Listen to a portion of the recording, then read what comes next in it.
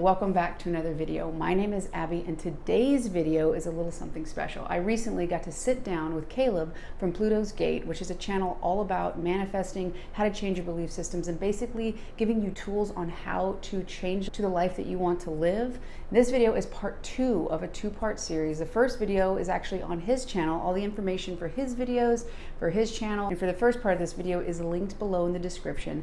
But in the first part, we talked about belief systems and how they are influencing your life right now, how powerful they are. And in this video, we're going to talk about what you can do to start taking those belief systems apart. What are steps that you can do so you can take those old belief systems, rearrange them to construct a system that represents who you want to be, how you want to live your life. If you're interested in more videos like this on how to consciously create your life, how to implement practical spirituality into your life, go ahead and hit that subscribe button below. Click the bell, it's going to let you know when new videos come out. If you like this video, hit that little like button. Without further ado, here's that conversation. So now this video is obviously about, we know how much those core beliefs can keep things away from us that we want, and they're not serving us. And now it's like, okay, well, how do we change it? In my opinion, the first thing to do is like, okay, you have a belief. Well, how did it get there? And a lot of times it's like something happened and you gave it a meaning. And that meaning that you gave it, you put it on yourself. It's like a jacket, and you've been carrying it around, like you said too, where you're like, you carry it around with you everywhere. Mm-hmm. And what's your opinion on one of the biggest ways or quickest ways to start changing core beliefs? One of the quickest ways, I think, is when it's a really simple, I don't like scripting at all. I'm just not a scripter. Some people are, and it works for them. But I do like to use scripting when working on limiting beliefs or ideas. So what I will do is I will write down a list of all the reasons why I think it can't happen. And I give myself total permission to write down whatever it is. I don't care if the reason is blaming the person, like they're being stubborn or this happened. I just let it out, right? Yeah. They write down 20 reasons. The mistake that some people make is they write down the 20 reasons and they think there's a core belief with each reason. It's usually not. It usually just stems from one core belief. So you have the list of 20 right here, and then you could just draw these 2 lines. And then, so I'm not worthy of love. I'm not chosen. I'm not good enough, whatever it is. Me personally, I had the core belief that I wasn't worthy of love, and it came from high school. In high school, I had terrible cystic acne. Like, it was so bad, even teachers were like, do you wash your face? What type of teacher says that to a kid, right? And I got rejected so many times, and it just created this self-hatred that I'm not enough, I'm ugly, there's something wrong with me. And I took that with me out of high school for a good couple of years, until and it was pretty bad. But that's how I found the belief, was just, what is this all coming from? I'm not worthy. I'm not worthy of love. That's where it came from for me personally. So how I changed it was, okay, I identified a belief is just a thought you keep thinking over and over again. So change it into the opposite. You can do subliminals. You can just do talking to yourself, scripting, just a constant reminder of the new story. No, I choose to accept this as my new story. It's a thought you keep thinking over and over again. I'm going to keep reminding myself. You know what I mean? That's I think I help do it. And another thing you said too is like, it happened to you and X amount of years ago. And it's like, you now looking back, you can see that those words were inappropriate and like seeing you in that. But when you're living in that moment, you're experiencing it one way. Yep. But if you're seeing yourself and you go back as an outsider, older you looking out for little you or younger you, then you can say, wait a second, and stand up for yourself. And, I think that there's a lot of self-love that can happen there, where it's like, how do I love myself? Where it's like, look at what I've been through. Like, people weren't there for me. And starting to see that too. Like, there's a book that can be a little bit hard because of the title, Adult Children of Emotionally Immature Parents. Mm-hmm. And even if you had a great upbringing, like, human beings are human beings. And as best you can try, most parents can't meet every single need. So just starting to understand the needs you have, where they weren't met, and then the meaning you gave your need not being met. Oh, I'm not good enough. If I would have been better, if I would have won that race, if I would have did, better school sports grades, then I do think that now that we're talking about this and what we talked about in the first video of that Newtonian, Yeah. If I could have done that outside stuff, then I could have, because you're missing, you're thinking, okay, I need to fill it in from outside because surely I should be getting it. And really, you know, you didn't, everyone around you was doing the best they could. You were let down in some ways. And now as an adult, you can go back, understand your needs more and meet your own needs, and then find other people in an interdependent relationships, whether it's platonic or romantic, and have that. And the more you know about your needs and how they weren't met, the more you can start looking at those core beliefs, like, oh, okay, what is the meaning? And, you know, we talked about this earlier. It's like, okay, you have a meaning of something that happened that's kind of inhibiting you. Then people who are like, I want to manifest a specific person, I want to manifest this amount of money. You're also giving a futuristic meaning of, okay, if I had that, then I'd be good enough. Yeah. Because I'm not good enough from the past. So really, you're like in this tug of war between these things, and you're the one who's giving it meaning. You can clip that and realize, okay, I'm whole and complete on my own. Yep. When you start seeing you're valuable, and when you start seeing you're, you know, lovable, full of love, you are love, you know, it's woo woo or whatever, love and light. I mean, it's true. That's how it is.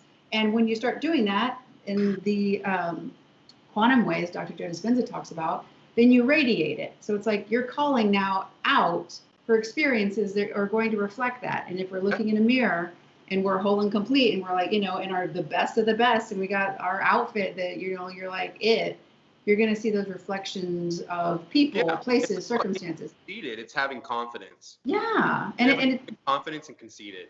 Well, a lot of times conceited, you know, that is more of somebody who's coming from a low self-worth, right? Oh, yeah. So that's like, you know, you don't have to smash anybody or be like, did you see me? Because if you think about it now, it's like, oh my gosh, do you know how cool I am? I think you can be like, wow, look at how cool we are, you know? Right. And you, I think as a human being too, energetically, you can feel where people are kind of like just trying to, so just being genuine and you. Yeah, exactly. Yeah. And yeah, you know, earlier, you know, since we were talking about how to change these core beliefs, you know, you talked about affirmations, how, you know, affirmations can be helpful because it's kind of like you're practicing. I do believe in the power of your voice. You know, part of me starting YouTube was like, okay, I feel like I need to use my voice and start putting it out there. And so I did. And it's like, oh, this is scary. But the more I practiced and the more I saw myself in that, and the more I was in that state, the more I saw it start to be reflected back to me. So, you know, affirmations, the reason it worked wasn't because I said 1,000 affirmations or 100 affirmations. It was because I started to be in that state, which is what we talked about earlier. Yeah. Yeah. That's exactly it. And I think that's one way right there you can start to change a belief that's rooted with the emotion is, so you see, sometimes people we talked about earlier, they just keep beating around the bush, right? So here's the thing. There's nothing wrong with saying I'm handsome or I'm beautiful. You know, be your own best friend, right? Yeah. But if your core belief was I'm unworthy or not good enough, I'm handsome or I'm beautiful is not tackling the actual core. So, you know, one way, a checklist you can have is to make sure it's the affirmation, the assumption, even a visualizing scene if you wanted that implied the opposite of the core belief. Make sure it's the actual opposite that tackles it and switches it. So I am rejected goes to I am chosen. I'm unworthy to I am worthy. I'm not good enough to I am good enough. Because in those situations, I am handsome. Sure, it's nice, but it's not going to change. You see what I'm saying? Yeah, and it's on the outside. Yeah, they're doing a bunch of affirmations, which again, they're great, but you still want to get to the core. You know what I mean? Yeah, and the whole thing is like you're affirming, you're strengthening, there's a fortitude in it. However, if your inside isn't mutating and starting to shift towards that new belief, you're not really fortifying anything. You know, it's like putting cement on the ground. Well, it's ready and strong, but it's not really holding anything up. And, you know, going to Neville Goddard assumptions, I believe, you know, you can use affirmations to start fortifying assumptions, which then can create those new beliefs. But with Dr. Joe Dispenza, you know, one of the things, for one, you know, we talked about state, which is how you think and how you feel. He talks a lot about your personality is your personality. Your personality is basically what's creating your personal reality. How you think, how you act, and how you feel. So as you're starting to realize, oh, okay, how am I feeling on a consistent basis? What am I thinking? What is in my head most of the day? And how am I acting? Am I acting from somebody who's unworthy? And then another thing he talks about is, you know, your frontal lobe. Like, it's the CEO. When you ask, who would I be if I was worthy? What would that look like in my life? And you literally, your frontal lobe will start, you know, we talked about in the other video about your filters and your beliefs. So if you start, let's see, what would that look like? You're going to start looking for new information. You're going to go through all those old neurological pathways and kind of like pick and choose, like, well, what about this? And that's basically your vision, your intention of a new you, of a worthy you.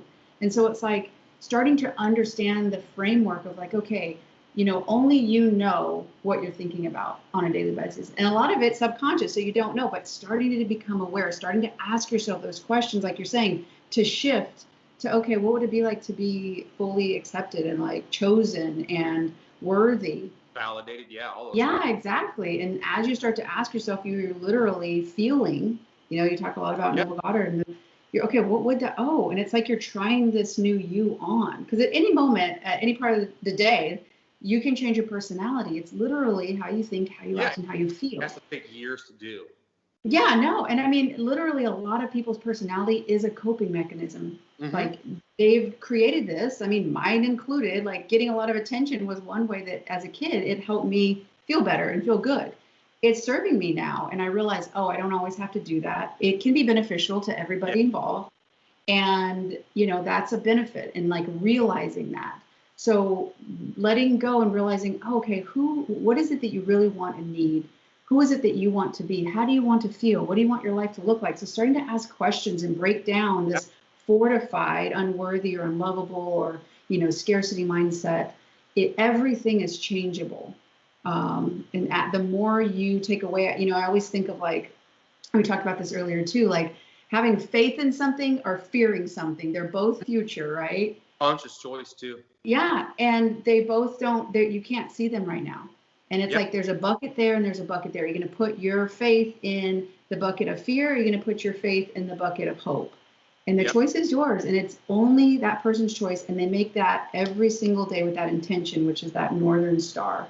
So yeah, those would be, I'd say for me, how to start it. It's a process, like you said, and there's a lot of other supporting material and coaches and people out there that can help. But it really starts with the person inside wanting to change. Yeah. I think one more good way that might be a little bit different for people is Florence Scovel Shinn gave, and this was advice that I took. She told a woman one time, this woman who had wanted new clothes. She told her, she said, throw out all your clothes that make you feel poor and remind you of old versions of yourself. Because every day when you put that on, that old raggedy shirt, whatever you've been wearing for 10 years, 5 years, you just it's kind of, you're kind of stepping into that same character again. Yeah. So I actually took that advice one day and I threw out like 20 shirts in my closet that I had had for years. They just didn't fit well, you know, like they were big enough, but they were just baggy. And I was like, I don't want to be this person anymore. Yeah. Threw them out. And I just remember that night waking up with such excitement the next morning to go to the store, you know, buy the clothes, and I felt great. Now, it's not about taking external action to make something happen.